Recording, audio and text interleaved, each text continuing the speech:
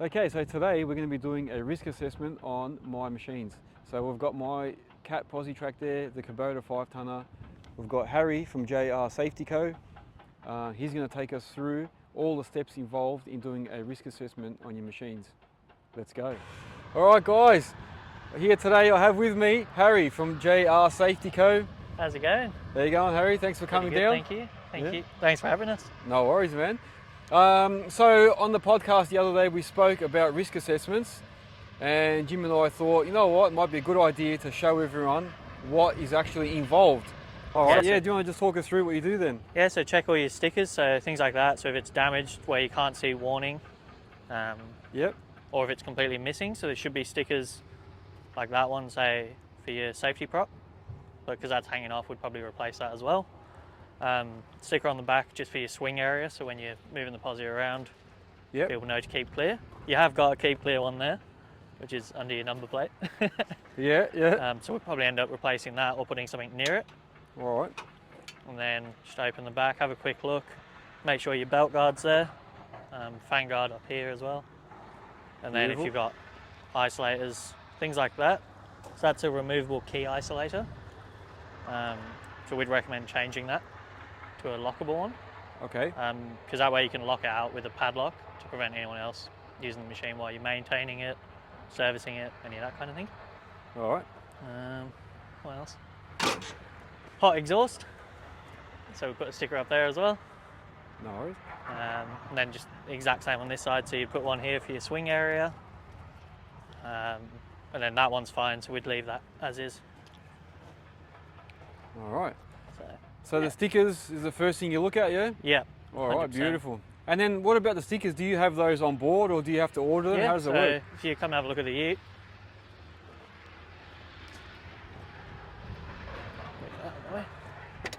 So we've actually got a nice pile of boxes here. Move them out of the way. So we'll take the top one out. If you have a look at that. So we actually print all these in-house. Excellent. How organised is that? I love it. Yeah. If there's any that we don't have and you need them, we'll print them. So, yeah, it's pretty good. Excellent. All right, so you have them all in stock. That's good. All right, and then what's the sort of next step that you do? So next step, I'd jump in the cab, check for obviously all the stickers inside the cab, and then check your service stickers up to date, the hours of the machine, and then any like internal wear and tear. So if your seat's screwed or worn down. Damage to the seat, damage to any of the controls. Make sure your control labels are all there, so if someone that doesn't know that machine jumps in, they can see what levers all do. On the inside. So now Harry's just going to have a look on the inside and do the internal check. Sorry, I've left that. You can want to pass that to me if you want. That's sweet. So, have you got any stickers in here? No. Probably not. Oh yeah, no, you got hearing protection down there. What is it? You got hearing protection down there. Oh yeah, there you go. Can't actually see. A small one. So I'd probably put a bunch of stickers. We'll put them up here. So that'll be operator only, no phone, look up and live, dial before you dig, all the generic internal ones. Make sure your reverse alarm's working, and all that kind of thing. Excellent. I'll grab your extinguisher while we're here. So we'll pull that out because we'll do the test and tag on that. So you do testing and tagging on that as well? Yeah. Excellent. Extinguishers. We also do electrical test and tag if you need it. Yep. Excellent. All right. Easy done. All right, so what are we doing now, Harry? So pretty much just making sure your data plate for the machine is still fitted. So just up here on the cats. So some machines that can get worn off or damaged, at which point we'd say you need to replace it just so we can identify the machine. Yep. If you don't have any unit stickers or anything like that on it. That's all good. And then internally, you can have both ROPS and FOPS, which I think Jim spoke about the other day, which is your rollover and your falling object protection. Yep. So in the cats, it's actually up here behind your window. I don't know if you'll be able to get that. So basically just checking that, and it tells you what ISO standards that complies to. So ROPS is ISO 3471 and FOPS is 3449. So that's just something we put in the report. All right. So FOPS is falling objects. That means what? Just things from falling, Yeah. falling like from higher. Yeah, if anything And then- drops onto the top of the cab. All and right. then rolling over is obviously if your machine goes on its side or roof, Yeah. it means it won't just crush you on the internal. Excellent. Yeah, Yeah. Cool. pretty good. Easy done. So now we've done the stickers. We've done an internal look. All the fans. Yep. Fan covers and stuff. Now the ISO stuff, internal stickers. What is the next thing? Next thing, I'd take photos of the whole machine. So I'd take a photo of the front with one side and the back with the other. Photo of all your data plates, the hours, your service sticker, your extinguisher if it is in date, Yeah, your extinguisher operator's as well. manual, make sure all that is all good. Yeah. Do you need to see like pre-start books or anything Yeah, like that? so we'll as well? check, make sure you're doing your pre-start as well as Yep. having the book. Yep. Yeah. Yeah. Because Some having the people- book's one thing, but if you're not filling it out, it's kind of a higher risk. Yeah. Yeah. Make On sure it- the operator's manual is correct to the machine. And yeah, if you've got a previous risk assessment, we'll just see if anything's on there that needs to be addressed as well. Cool. And then do you want to just show us around your workstation there? I'm actually, Yeah, it's pretty good. it's actually pretty good. So this is the vehicle. It's a 2020 Ford Ranger. Yeah, Ford Ranger. Yeah. It's lifted on 33s. Not that that's relevant, but Yeah. so yeah. So then this is my portable desk, basically. I like it. It's neat. Very neat. We've got internal lighting as well, so we'll turn that on. So we've got an inverter which powers obviously the laptop, but then just behind the laptop, which you can't actually see, we have a printer. All right. So when we're on site, we'll actually print out a hard copy of your report, Yeah. as well as binding it, which is what this is. And then we'll also put one of our JR safety stickers on your machine, which is this one. So if you scan this QR code and put in the serial number of your machine, you can actually get a soft copy of our report on your phone as well. So yeah, so that's the main thing. And then if you come over to the other side, this is where we carry all the other extra stock. So you got fire extinguishers, first aid kits of various sizes, as well as an electrical test and tag machine. So if you've got any tools that need tagging, we can do that. We do have a fridge, Ah. which has our very own JR safety beers on it. Yeah. Tell us a little bit about these beers. So So- what's the go there? It's something different. Most brands, well, companies like to put their branding on something. Obviously being safety, we don't recommend drinking while you're on site. But we did a collaboration with a small brewery, which is Hard Road Brewers, or Hard Road Brewing, sorry. So we made Skid Steer XPA, as well as Dozer Pale Ale. And then it's just got JR Safety Co across the bottom as well. How cool is that? So, yeah.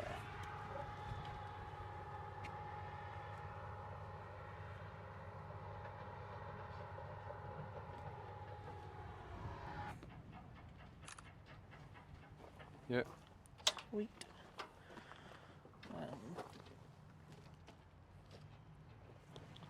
So that photo there was just a photo of your isolator. Yeah. Because when you like induct your machine on site, it's a lot easier for you to give them your risk assessment. They can see photos of everything they're going to look for, instead of them having to come out to every single machine and check it. Oh, so you actually provide photos of everything as Yeah, well? so on the back of the report there'll be all the photos I've taken Oh. as well. Cool. So it's highly detailed then. That's Yeah, good. yeah, Yeah. that's it.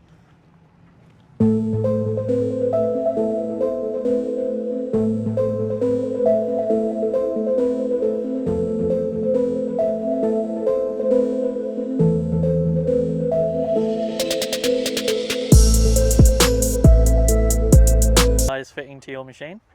And I Some of thought- them, Oh, sorry. Go ahead. sorry, some of them you have, some of them are like but worn off. Some of them you just don't have at all. So OEMs often don't fit the amount of stickers we'd recommend you fit. So we'll just top you off.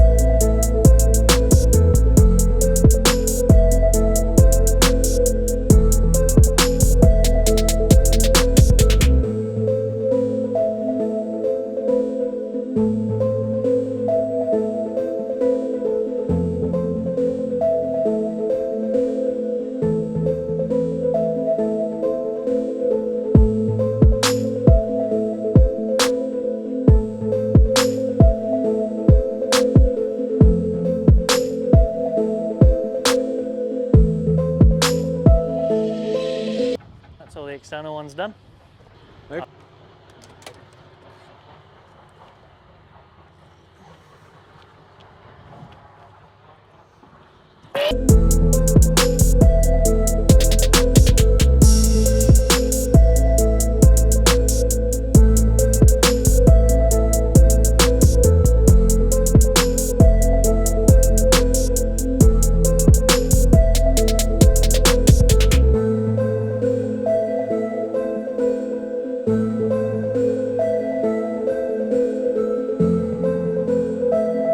Get your operator's manual. So obviously this one for the cap, as you can see. Basically looking for the maximum lifting height as well as your travel height of the machine, which is the height just to the top of your beacon or any aerials you've got on top. And then we'll pretty much fit one of these stickers to it.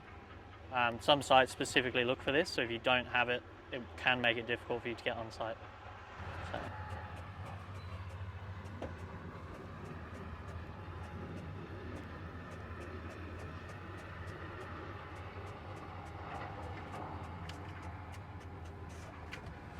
Beautiful.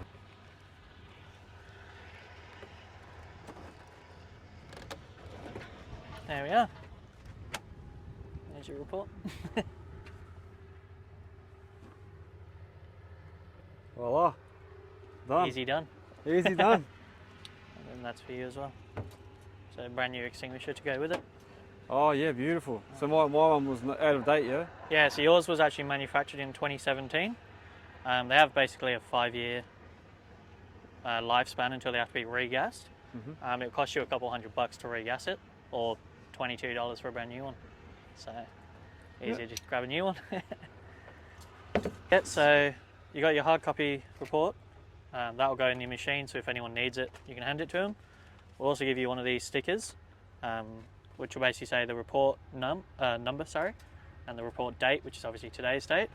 And then in 11 months, you'll get an email from either myself or someone else, like Jim or someone at the company, basically just saying your report's coming up for renewal. Do you want to just book it in with us? And we'll work out a day that suits you. Yeah. Cool. Well, your positi's now all done. So you've now got all the stickers you need and Yep. risk assessments in your machine brochure. So. Thank you. All right, so we're all done with your posi, so we'll have a look at your little Kubota. Main difference between your excavator and your posi is you've got a quick hitch. Obviously you use it for lifting as well. So straight away you look for your SWL on your boom, which you've got, which is great. And then on your hitch over here, you have a data plate, which is on this side. So if that's missing, or the SWL is missing, or the load chart inside the cab's missing, it won't be approved for lifting. So they all need to kind of match up to each other. So that's just the main thing. And then yeah, same as the posi, we'll just check all your safety decals, do the outside first, then the inside, and then we'll do all the pictures, same as before. Cool. All right, so that one as well, because warning's obviously rubbed off, so we'll replace that. And then I think that's pretty much. So you got an e-stop as well, a bit better than your posi. Yeah, that one's been replaced a few times. If the sun cracks it, or Oh, really? it dries out. Oh, yep. So is that battery isolator? Yes. So battery isolator should be red Oh, there's one in there on that side as on well. that one as well? Yep. So you got 2 battery isolators? Yep. Okay. You can lift that, yeah, you'll see in there. There's one just next to the grease gun here. Oh, jeez. Yeah. Yeah, not the best spot for it. Yeah, so see how that one's all red? Yep. So red is battery isolator, yellow is actually for your starter. Oh, that's what it is then. So yeah. is that definitely starter? Yes, yeah. Okay, yeah. So basically I'll just put a label, because you've got isolator switch, which is normally fine, which you've got there. Yep. If you've got a single isolator like that, that would be fine. But because you've got the 2, I'll just put specific switch labels, so starter for the back and then just battery on that one. But you've also got them color coded as well, which is great. Sweet. I think that's pretty much it. In regards to stickers, main sticker you'll need is for your battery. It's a battery explosion sticker, which you would have seen I've put on the back of your posi as well. Yeah, I think that's pretty much it.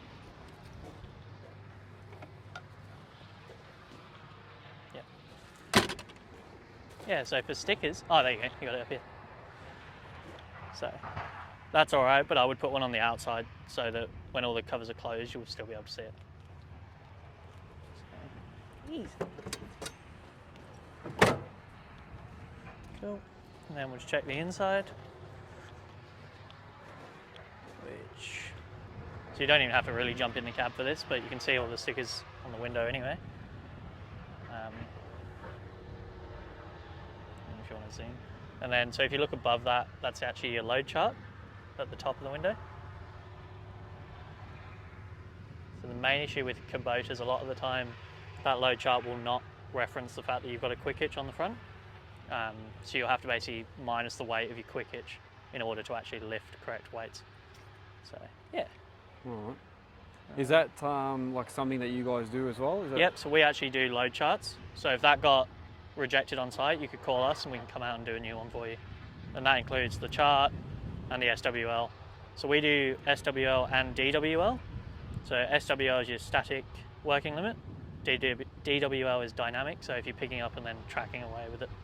Ah, so, that's what I always wondered. So what was that again? So the static? So SWL, which is what you've got, is static working load, which is obviously, as you are, just lifting the weight. And then DWL is dynamic workload. So if you're going to pick it up and then track away with it, so obviously it'll be a bit less. So yeah, easy.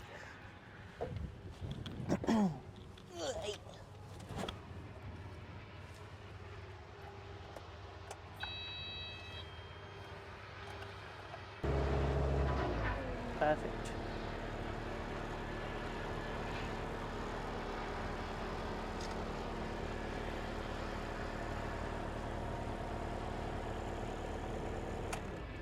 Cool.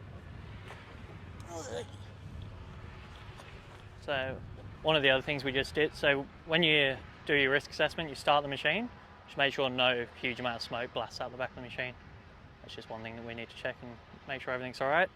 As long as there's no excessive smoke, so while it is running, it's not just sitting there puffing out smoke like a steam train. Should be all good.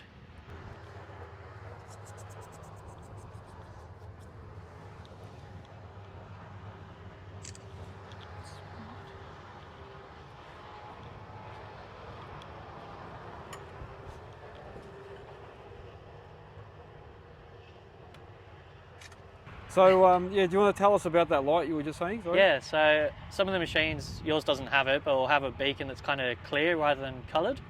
The reason for that is it will have two colours in it. So it'll either have amber or orange, which is your generic use. And then it also has a green light. That's called a safe to approach beacon. So when you have your lockout arm up, it means the machine can't move around. That light will go green just to say you can actually approach the operator without having to be stressed about getting hit or wiped out. Hey, can you just tell us, Harry, what is the purpose of the wheel nut indicators? So the main one is actually to see if your wheel nuts go loose. It's basically just a quick visual thing so that when you're doing your pre-start of your vehicle, so instead of having to get your torque wrench out and check every single nut, if you had a nut, say this one came off, it was pointed up like that, so you just have a quick look at your wheel when you walk around and you see that one's pointed the complete wrong direction. You know straight away that one of your wheels has come loose. The other thing is that is very uncommon is if your hubs overheat, they'll actually start to melt and go a bit wavy. But you don't see that very often.